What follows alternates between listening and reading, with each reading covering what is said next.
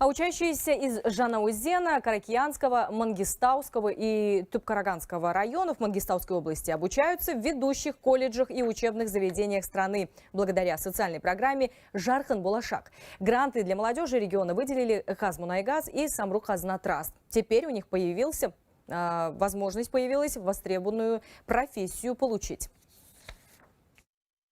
Несколько лет назад 19-летний Жусип Жетгенбай из Жанаузена даже не мечтал о карьере скульптора. Благодаря программе «Жархан Булашак» он окончил Казахский национальный колледж искусств имени Жургенова в Алматы и не остановился на достигнутом. Сегодня он студент первого курса академии и продолжает профессиональное становление в искусстве. Во время каникул парень приехал в Актау, где любимая набережная по-прежнему вдохновляет его на творчество.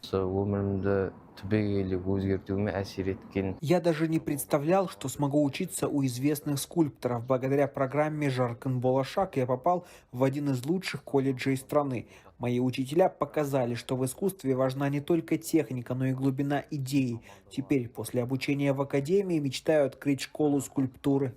По проекту «Жархан Булашак» жители Мангистауской области в возрасте от 12 до 22 лет могут бесплатно учиться в школах и колледжах Казахстана. В управлении образования региона подчеркивают, студентам предоставляют стипендию, проживание в общежитиях, покрытие транспортных расходов до места учебы. Кроме того, участники могут углубленно изучать английский язык и получать психологическую поддержку в период адаптации.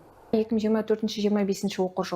2024-2025 годы выделено 600 грантов, из которых 533 уже присуждены. 445 из них для жителей Жанаузена. Остальные распределены по районам. Эти ребята сейчас учатся по всему Казахстану. Программа не просто дает путевку в жизнь, она воспитывает профессионалов, которые будут развивать наш регион.